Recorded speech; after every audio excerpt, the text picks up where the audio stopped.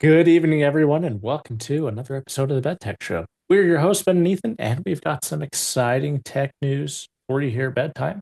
We've got planning on talking about the Switch and its recent launch, as well as some cool things that happened at Computex here a couple of weeks ago. So, for those of you that are into the computer tech world and into computer tech stuff and a geek like me, then we may be having a good old time here. But we'll get started off with the Switch. And you want to hit us off with your thoughts? Sorry, I was holding my breath for hiccups. And hopefully they're gone. We'll see. But yeah, Nintendo Switch 2 dropped. And I had heard mixed reports of it was fully sold out, and then other reports of like, no, I went to my Best Buy and there were like 50 copies of it. So there's plenty there. But even though there was a lot of backlash and negative press, people still went out and bought it. Even those individuals, content creators, and uh, professional reviewers, I'll say, even those who had negative input ahead of the Nintendo Switch 2 launch, they still went out and bought it. Obviously, because they're going to have to do reviews and provide their insight and opinions. And overall, I've heard that is underwhelming and that it is not worth the price tag that you get with it, which I think is 450 around there. And that's not including like the training game that they have, which is $10, the Nintendo Online subscription, Yeah, and any it of the can games that you have to I heard buy. it could get up to like $600. Yeah, yeah. So a guy that I saw, he kind of bought the whole gamut. He bought the camera with it as well, and he spent $660. So yeah, kind of crazy. And I think right now they only have one game available, which is Mario Kart Mario Kart. World. Yeah. Yeah. And So like when the NES released however many years ago, there was like 17 games at launch. I mean, granted, yeah. not all of them were good, but at least you had choices. Oh, you Here, used to have variety. Yeah, you have yeah, variety. here there's no choices. You get Mario Kart. Not that there's Yeah, anything wrong with Mario Kart. It's a great game, great game. but the whole Worth point of $80 upgrade? yeah, I don't know about that. I mean, the Yeah. whole point of getting like a new console is you get new games with it. Yeah. I agree. And there's more games coming out, but it's like kind of disappointing that on launch day you're only getting one new game and it's a upgraded version of a previous game. It's not even like a brand new title, right? It's not even Right. a brand new series of games. It's something that we're all familiar with. Although I will say there's a couple different features of it, like an open world aspect of Mario Kart World. You can race against 24 people now, which is like the largest race capacity or contestants you can race against. Um, and I heard it's fun, but I for the majority of what I've read and reviewed, it's underwhelming and it's not worth the price. Some people have compared it to like the Nintendo Wii U launch, which is like, really, this is like a new system. This Yeah. didn't really do anything, not much of an upgrade. I don't know. Yeah. I mean, What are your thoughts here? What have you heard? I've heard like the UI is pretty much exactly the same. So, like if you're familiar with the Nintendo Switch, I mean, moving to the Switch 2, aside from like the size of it, you probably wouldn't even notice that it was a Switch 2. And I've Yeah, seen people yeah, do like um seeing whether like games will work. I mean, that's been kind of like a big contention is like even though there's like you have a physical copy, it's really just a physical license to have the game. You don't actually get the game. So, like pop it in, you still have to download the game, which people have been really, really um talk, talking about it and really vocal about it on the internet. So yeah, I'm seeing. I mean, and that would probably agitate me too. I mean, that was kind of what we had to deal with the Xbox One. I remember like popping in a disc. I'm like, oh, I've got to download this. That was kind of like a slap in the face, but well, that was like 10 years ago at this point. yeah, So I've gotten used to it. And everything's digital now. But yeah, with Switch 2, I mean, now that's kind of becoming the norm and it's moving into that. And so, yeah, physical copies aren't what they used to be. It's not really why have physical copies anymore, if you're just Right. gonna have to download everything. It's just a digital version. The other thing too is I've heard Nintendo's has is very strict on any kind of um what's the right word here? Any kind of Unauthorized tampering repairs. with the Yeah. device, yeah, they brick it and Hmm. you can't use it anymore. And it's not even it's so sensitive to the point where people thought there was a film protector on their screen and it was actually just like a shatter like a shatter protection layer, and they tried to take that off and then they ended up ruining their Nintendo Switch 2. And it's so sensitive. And in like their user agreements, they have you agree that you will not sue Nintendo for any issues with like the Switch becoming bricked. Um, there's a lot of it's a very tight regulation around it, which Hmm. I don't know if I really like. How can you repair it if you're not able to get in and fix it, Um, I don't Yeah. really like that positioning from Nintendo.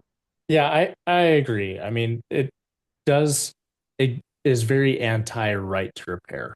And I think Yeah, a lot of things with when people buy a device, they want to have the ability to repair it, either themselves or take it to whatever place is going to be able to repair it for them rather than having to go through Nintendo itself to get that repaired. Uh, yeah, so I think it's really anti DIY at this point, and they're really trying to lock this down. And it's it's not a good scene for Nintendo. It doesn't create a lot of goodwill for what they've done. I think where this piled on with a lot of the other concerns that have come up is making this a very lackluster launch and probably not what they were expecting. yeah. It does not feel like a new console. It feels like a refreshed console. And even then, I saw a comparison of the OLED versus the Nintendo Switch 2, and many people in the comments were saying they preferred the OLED's visuals and graphics over the Nintendo Switch 2. And to me, in my mind, that's a huge loss on Nintendo. Mhm. If you can't even improve the visual aspect of the gameplay. Yeah.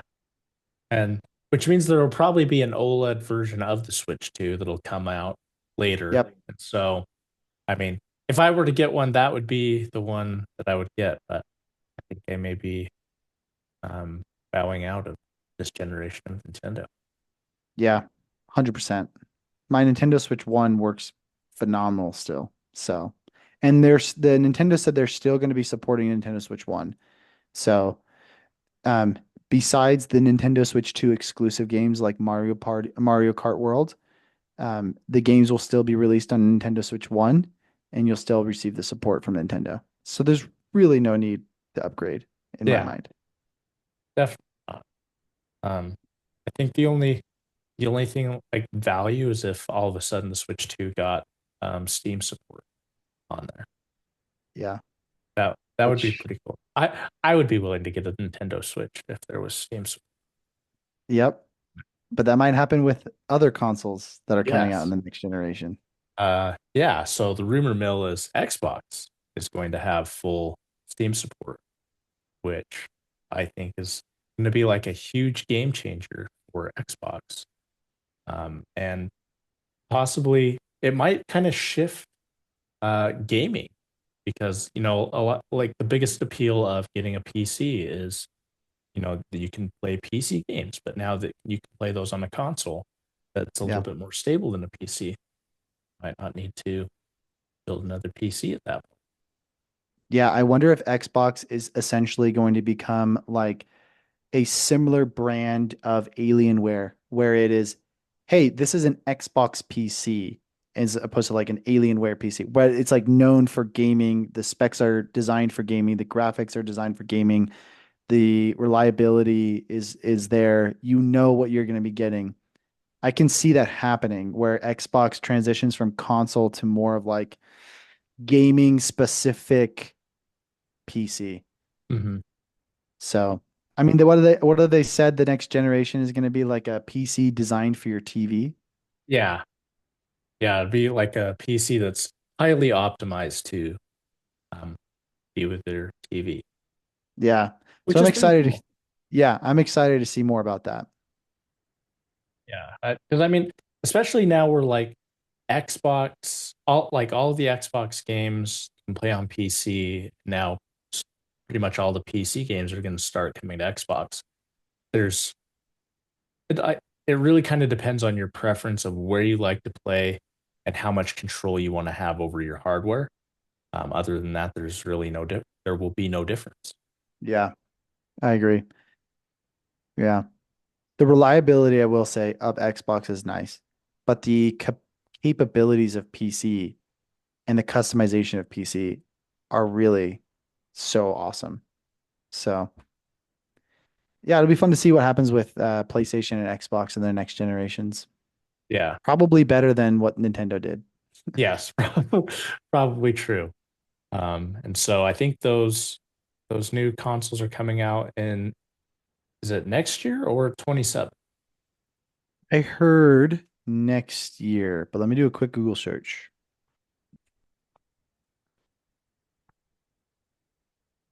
My keyboard is so loud. Oh, 2027. You're right. So not too far away.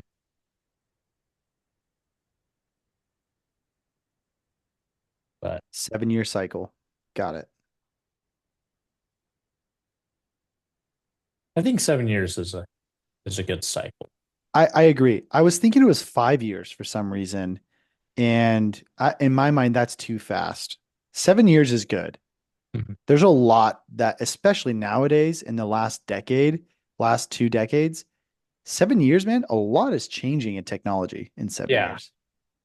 Uh, I mean, I think like because it was like a huge generational leap when we went from like the Xbox One to the Series S and X.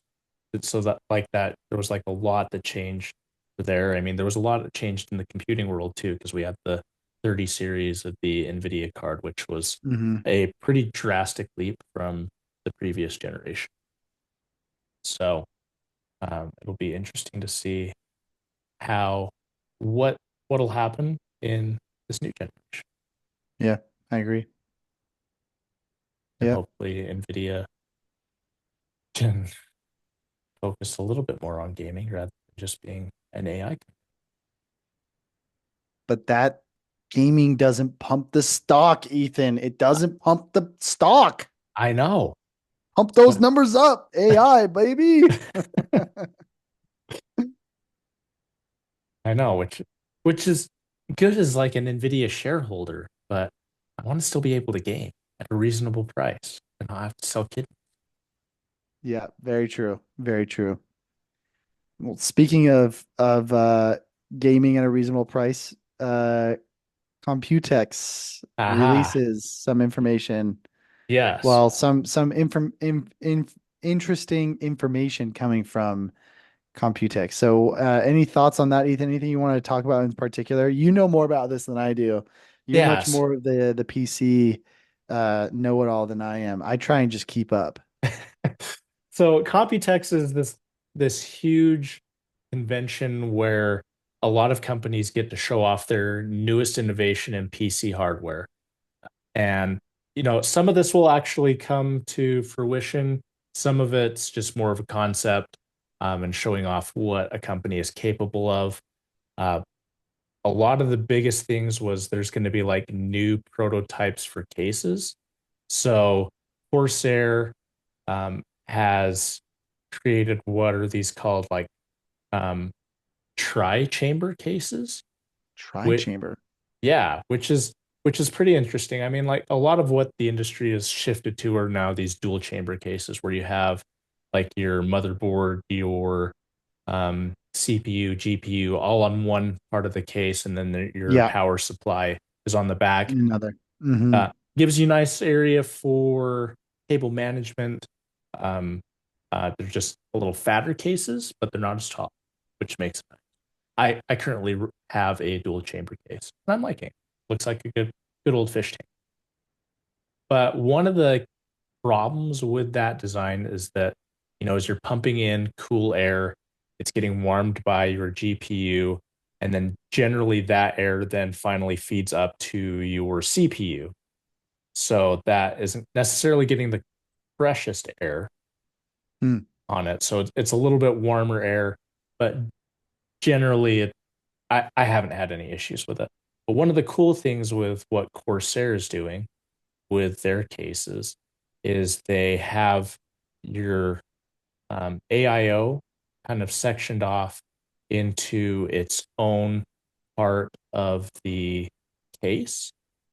Okay. And so your CPU is getting its own fresh air and your GPU is getting its own fresh air. Supposedly, it drastically reduces temperatures for the temperatures for the case. So right here, you've got like your AIO um, at the front here, and Yep. and all of that air just kind of comes out and doesn't feed into the other components. Got And it. That's cool. Okay, I see what you're saying. and they have like a shroud too for your GPU to kind of like funnel the air directly into your GPU, which I think is really cool because like if you think about how combustion engines work, they have as they have air intakes, they've got a lot of um, channels to direct where the air goes to the engine to feed exactly what components need fresh, cool air. And so this is kind of getting at that idea where it's taking all of that air rather than just brute forcing that air to cool your components. It's channeling it and directing it to where it needs to go. That's cool. So yeah, I thought that was pretty cool. One of the other things is that I think there's been like this new sleeper case that Silverstone has come out with. I freaking love that. That is a throwback and a half, man. Yes. And usually like with these sleeper cases, like when people have done that, they've had to do some serious modifications to allow airflow to even come into these modern components. But what Yeah, Silverstone's done, they've thought of that and they've created airflow enough to cool even the most highest end components that there are. And one of the things that's so cool. that I thought was really cool is they have an actual turbo button on there, and when you press that, it pumps all of your fans up to 100% Oh on there. gosh, So that's um, cool. that is like a huge throwback to the 80s and 90s. Yeah, that's so cool. That brings me back like to when I was a kid using a floppy disk to play Uh-huh. Zelda, bro. Yep. Oh my gosh, that is like seriously such throwback to me. Yeah. Gosh, I I love remember that case. That's great.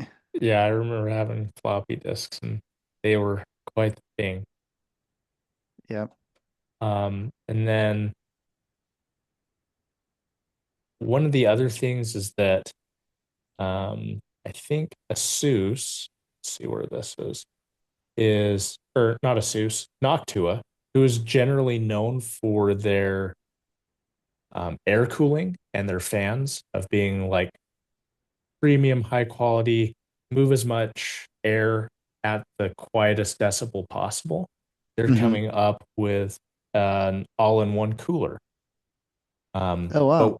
what the difference is with this from your traditional all-in-one coolers is that this is going to have kind of like a phase changing liquid inside of it that doesn't need a pump to move the liquid through. No way. That's crazy. Yeah, so with this, once that liquid gets to a boiling sense, it'll go up to the top, and then the fans will cool it to change the phase to bring it back down through gravity and physics. Wow.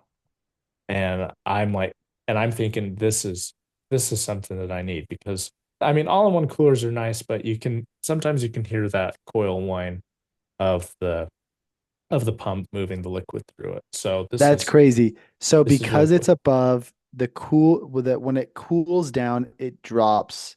When it Hmm. heats up, it rises. Yeah, That's pretty dope. I mean, simple. It seems simple, but it's pretty sick that they're actually doing it, you know? yeah. So I'm really hoping that this doesn't isn't just a concept and that they actually bring this to market because I think it would Yeah, be something really cool to add in a build. that'd be sick. Yeah, that's awesome. Um, there's a lot I feel like that I need to look into as to what they released at Computex and maybe I'm pronouncing that wrong. It's Computex. But like I'm looking at a couple other summaries here of different things that were revealed and I'm like, man, this is sick stuff. How come I didn't know about this? And it's just because I wasn't plugged in. Yeah, and So I mean they've got these Thermal Take has this liquid immersion. I mean, I've seen this for a couple of years now, but they're showing it off again. So all of their components are immersed in a um, non-conductive yeah. liquid. Yeah, I've seen that. I've seen like people do oil. I think it's Hmm. oil, some kind of oil or something like that. Yeah, It's pretty crazy, dude. It's pretty weird seeing. yeah, and like this liquid is like super expensive. It almost costs as much as printer ink. So, which costs more than human blood at And you this need a point. lot of it too to fill that Yeah. tank. And then like they've got and they have the liquid that kind of like goes in and out, and then they have the radiators over here that look like they have uh 24 fans on this Gosh, radiator, which that's is crazy. insane. But it's pretty cool that you can like douse all of your components in a liquid and it's completely fine. And Yeah. temperatures, it like never goes above 40 degrees, which is Yeah, it's awesome. crazy. It's so sweet. Yeah. Yeah, crazy stuff, man.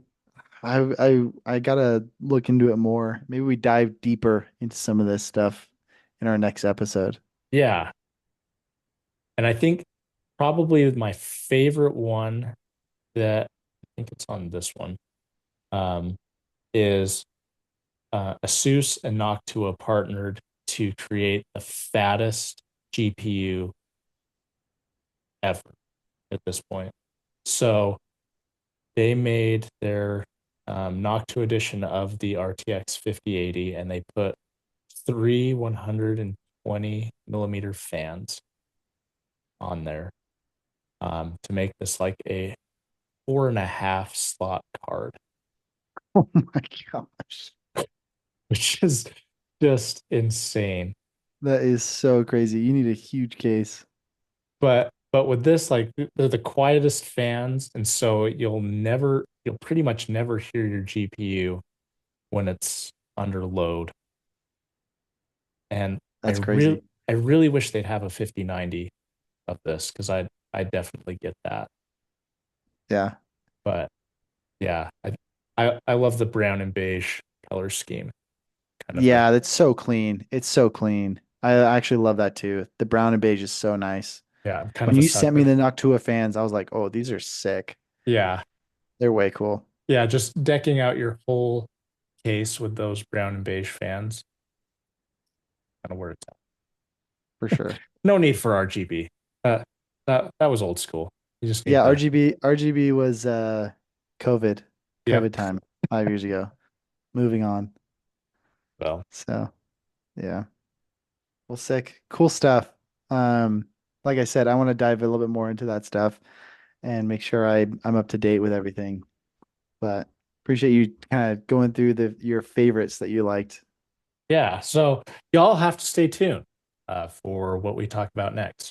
We'll dive a little bit deeper into these and see what we can um, find and what may actually be reasonable for normal consumers, and maybe what would be completely out of this world that we should still get anyway. Yeah. Yeah, you only live once. YOLO. Exactly. Exactly. So just rack up those credit cards. That's right. So uh, make sure you hit that thumbs up if you liked it. That really does help out our channel. If you didn't, that other button seems to work all right as well. Make sure you send this video to somebody you dislike. They could really use it in their life. As always, ring-a-ling that ding-a-ling button so you never miss out on any content as it's posted on the channel. Till next time, stay classy. Have a great evening. Peace.